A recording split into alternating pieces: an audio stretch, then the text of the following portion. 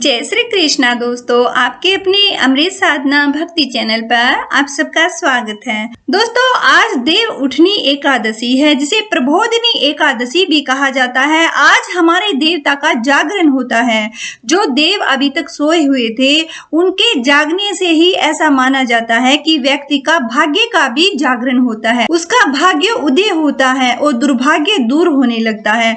दोस्तों, बड़ा ही पवित्र दिन है आज इस महा एकादशी पर। अगर आप लोग दीप दान कर देते हैं तो आपको साल भर के दीप दान का पुण्य इस एक ही दिन में प्राप्त हो सकता है। और ये आप किस प्रकार से करेंगे, कहां कहां पर आपको कितने कितने दीप जलाने हैं, किस तरह से साल भर का पुण्य आप अर्जित कर सकते हैं। अगर आप कार्तिक स्नान नहीं कर पाए हैं या नित्य प्रति आप भगवान के लिए दीप दान नहीं कर पाते हैं, तो दोस्तों बिल्कुल भी घबराने की बात नहीं है, क्योंकि आज का दिन एक ऐसा पवित्र दिन है। आप इस कार्तिक शुक्ल पक्ष की एकादशी पर या फिर कार्तिक पूर्णिमा पर भी इस उपाय को कर सकते हैं। तो दोस्तों, आपको करना क्या होगा, हम आपको वो बता देते हैं।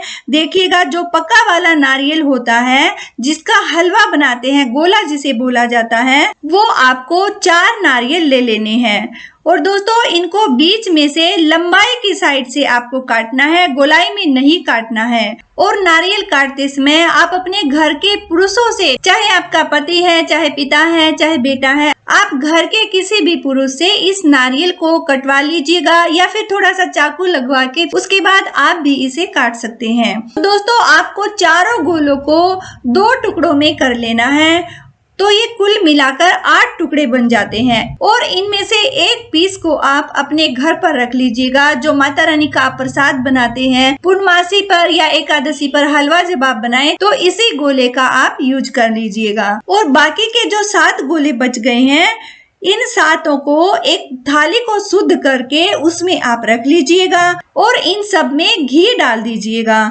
उसके बाद दोस्तों, हर एक गोले में आपको 51 ज्योति बनाकर उन सबको एक साथ करके डाल देना है।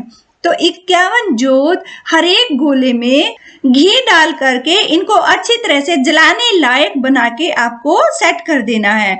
तो ये टोटल आपकी 357 ज्योति बन जाती हैं। और दोस्तों, साल में दिन होते हैं 365। तो आप 8 ज्योति और बना लीजिएगा। तो 8 दीपक आपको कहाँ रखने हैं और ये 7 गोले कहाँ रखने हैं, वो भी हम आपको बता देते हैं। और दोस्तों, इन 51 ज्योति वाले दीपक को कैसे प्रज्वलित करना है, कहाँ पर रखना है, वो भी हम आपको बता देते हैं। देखिए, सबसे पहले एक बड़ी सी थाली में इनको आप रख लीजिएगा।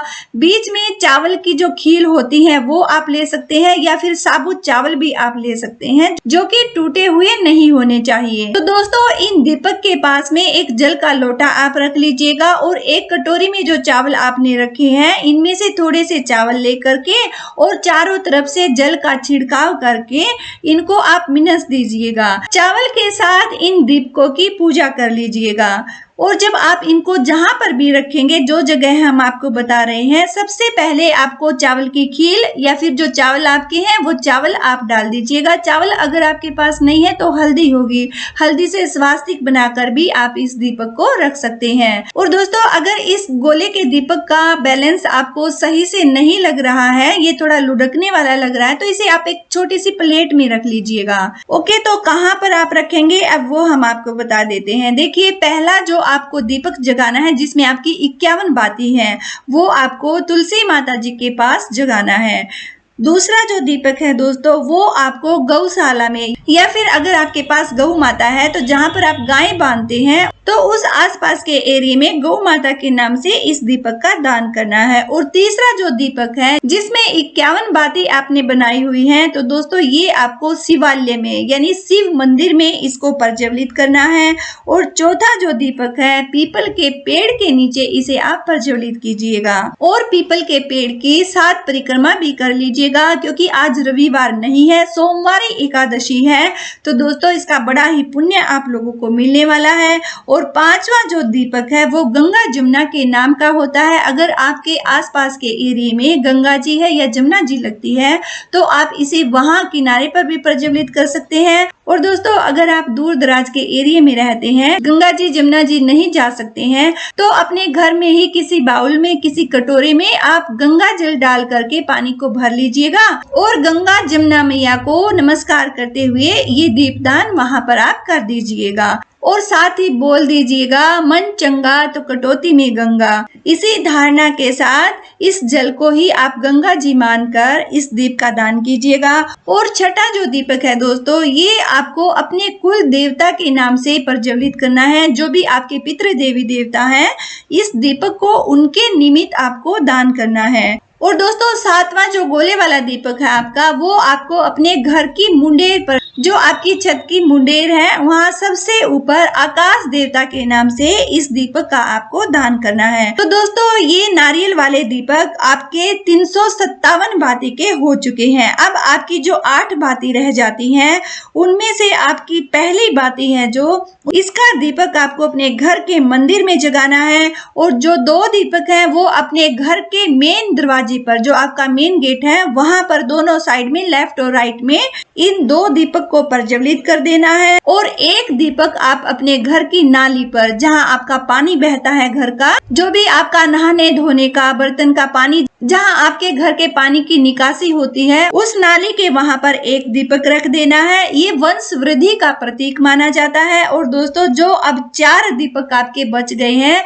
इन 4 दीपकों को अपने घर के जो आपके एकांत कॉर्नर होते हैं, इन चारों दिशाओं के कोनों में आप इन 4 दीपकों को प्रज्वलित कर दीजिएगा। और दोस्तों, इस प्रकार से पूरे साल भर के 365 दीपक आप भगवान की प्रसन्नता के निमित्त आज आप दान कर सकते हैं। और जब आप सारे दीपक को प्रज्वलित कर दे तो भगवान से हाथ जोड़ करके प्रार्थना कीजिएगा कि हे प्रभु, आपकी कृपा को पाने के लिए, आपकी प्रसन्नता के लिए आज मैंने ये दीप दान किया है। जो भी मुझसे साल भर में भूल चूक हुई है, जहाँ कहीं भी मैं दीप दान नहीं कर पाया हूँ, उस सब के लिए मुझे क्षमा करते हुए साल भर के दीप दान का आज मुझे पुण्य प्रदान कीजिए। मुझ पर अपनी कृपा बनाइए और प्रार्थना कीजिएगा कि हे देव, आज आप जागेंगे तो आपके जागने के साथ ही साथ हमारा भाग्य भी जागे, आपकी कृपा को हम पा सके। इस तरह से दोस्तों, हृदय से, भावना के साथ भगवान से आप प्रार्थना करते हुए अपने दीप दान को संपूर्ण कीजिएगा। और दोस्तों, वैसे तो इस दीप दान को आप एकादशी से लेकर के पूर्णमासी तक किसी भी दिन कर सकते हैं, लेकिन इस देव उठनी एकादशी पर, यानी आज 15 नवंबर की शाम पर या फिर कार्तिक पूर्णिमा पर अगर इस दीप दान को आप सही विधि से करते हैं तो दोस्तों, आपकी मन चाही मुराद पूरी होती है। जो भी आपकी मनोकामना होती है, भगवान और भगवती माता की कृपा से अवश्य ही पूर्ण होती है। ओके दोस्तों, आज और अभी के लिए बस इतना ही। उम्मीद करते हैं जानकारी आप लोगों को जरूर पसंद आई होगी। तो दोस्तों, वीडियो को ज्यादा से ज्यादा आप शेयर कीजिएगा ताकि कार्तिक मास के जो ये अंतिम दिन बचे हैं, भगत जन इसका लाभ उठा करके इस दीप दान को करते हुए अपने भाग्य को, अपनी किस्मत को संवार सके। और दोस्तों, वीडियो अगर आपको पसंद आई है तो कमेंट सेक्शन में जय श्री कृष्णा जरूर लिखिएगा। तो फिर मिलते हैं दोस्तों किसी नई जानकारी के साथ। जय श्री कृष्णा।